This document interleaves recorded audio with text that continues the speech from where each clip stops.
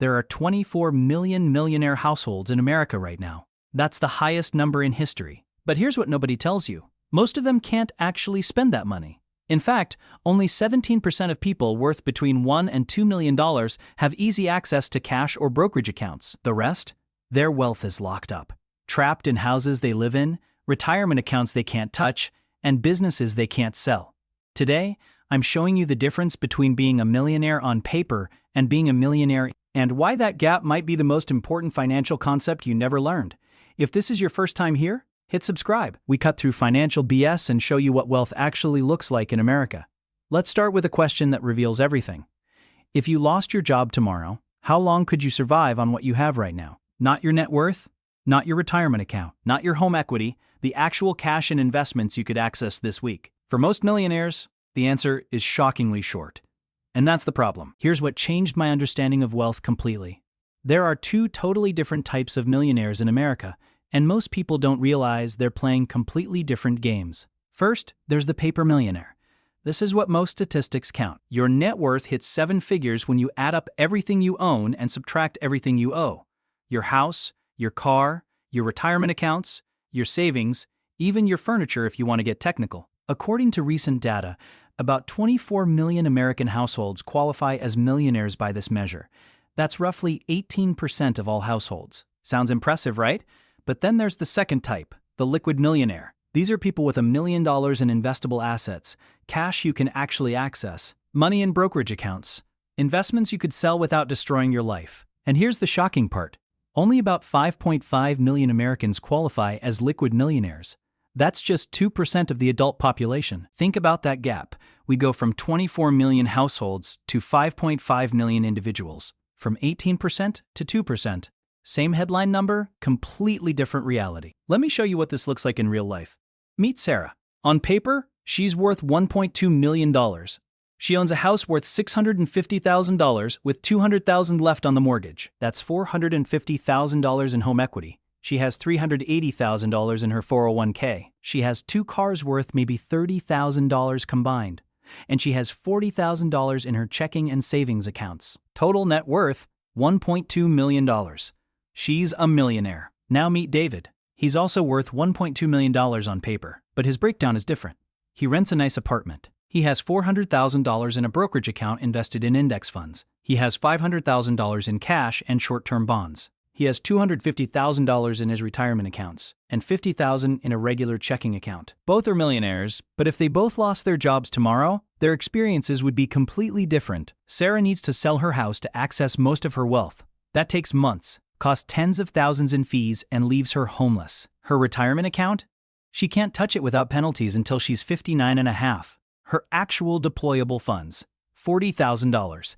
Maybe 3 to 6 months of living expenses. David? He adjusts his spending, lives off his cash and bonds, sells some stocks if needed. He can operate comfortably for years. Same headline net worth. Completely different levels of freedom. This is the difference between looking rich and being financially free. So where does wealth actually live for most American millionaires? The data shows something fascinating and a little bit disturbing. So what? For households worth between $1 and $2 million, here's the typical breakdown. 39% of their net worth is in their home. Just under a third of it. 33% is in retirement accounts like 401ks and IRAs that they can't easily access. Only 17% is in liquid assets they could actually use right now. As people get wealthier, this shifts.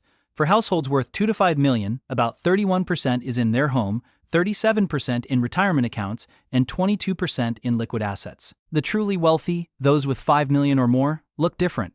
They've got about a third in retirement accounts, 23% in their homes, 14% in business equity, and the rest is liquid and accessible. See the pattern? The less wealthy you are as a millionaire, the more your money is trapped in things you can't actually use. And here's what makes this even more important. Americans' wealth grew 247% since 2008. Total household investable assets hit $66 trillion by mid-2024. That's an insane amount of money. But for most households, very little of it can move quickly when needed. Federal Reserve data shows that the bottom 50% of households hold over 50% of their assets in real estate. The top 1%? Only 13% is in real estate. The top 0.1%? Just 9%. Wealthy people keep their money liquid. Everyone else has theirs locked up. This creates a hidden vulnerability. You can look successful, have $1 million net worth, drive a nice car, live in a beautiful home, and still be one bad month away from serious financial stress. Because net worth doesn't pay your mortgage. Liquid assets do. Let me tell you about something economists call the wealthy hand-to-mouth problem. It sounds contradictory, but it's incredibly common. These are households with substantial net worth who live paycheck to paycheck anyway. They have money on paper but no breathing room in real life. If their paycheck stopped, they'd be in trouble within weeks, despite being millionaires. Recent research shows this is way more common than people think. Why?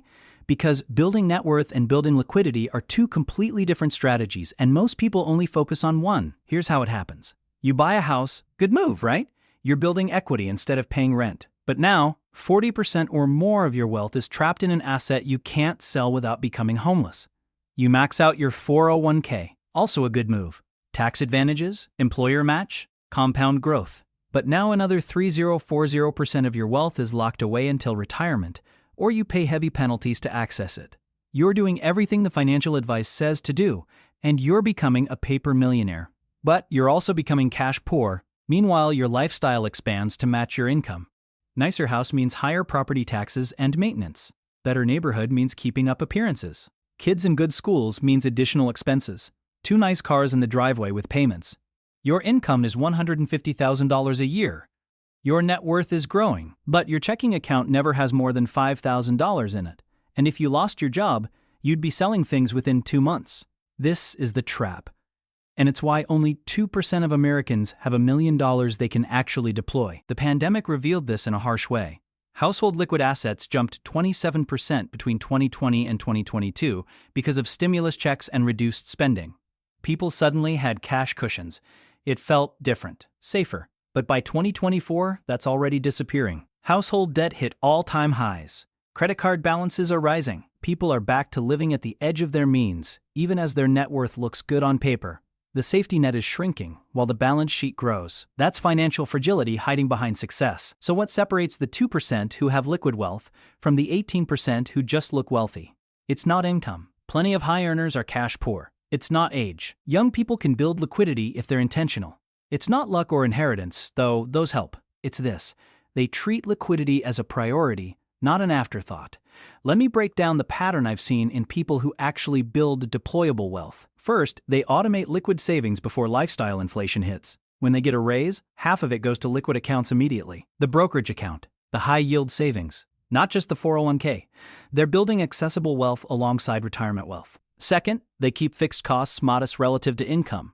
They could afford the $4,000 mortgage, but they choose the $2,500 one instead. They could lease the luxury car, but they drive a paid-off reliable one. This isn't about being cheap. It's about maintaining flexibility. Third, they kill high-interest debt fast because every dollar going to 18% credit card interest is a dollar that could be building liquid wealth instead. They treat debt payoff like an investment with a guaranteed return. Fourth, they think in terms of months of runway, not account balances. They ask, how long could I operate without income? 3 months is the bare minimum. 6 is better. 12 is comfortable. 24 is freedom. And here's the shift that matters most. They stop optimizing for net worth and start optimizing for optionality. Net worth is a scorecard. Liquidity is power. The power to leave a bad job. The power to take a risk. The power to buy when assets go on sale. The power to sleep at night. When you have 12 months of expenses in liquid assets, opportunities stop looking like risks. Career moves become possible. Business ideas become viable. Market downturns become buying opportunities instead of disasters. That's what liquid wealth actually buys. Not stuff, options. So how do you move from paper wealth to real wealth? Here's the framework. Step 1.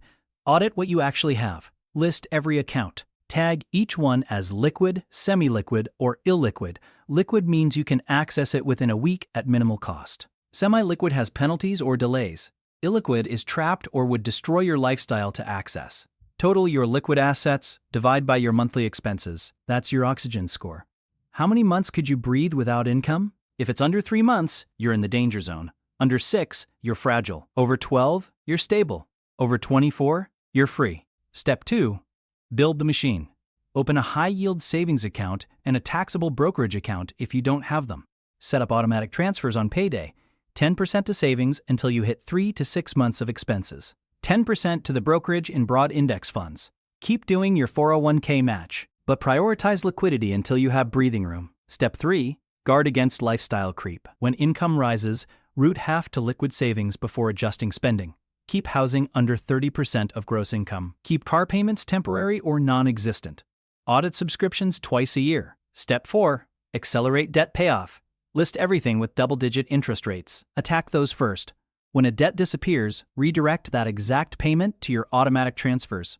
This isn't complicated. It's just intentional, and it works whether you make $60,000 or $600,000. The principles are the same. Here's what I want you to remember. There are millions of paper millionaires in America. People who look successful, who technically have money, but who couldn't survive 3 months without a paycheck. And there's a much smaller group with real wealth. Not necessarily higher net worth, but accessible wealth. Liquid wealth. Wealth that moves when they need it to. The difference isn't luck. It's strategy. It's treating liquidity as the goal instead of just chasing net worth. Calculate your oxygen score today. How many months could you operate without income? Then start building the systems to increase that number. Because financial freedom isn't having $1 million on paper. It's having the power to act when opportunities or emergencies show up.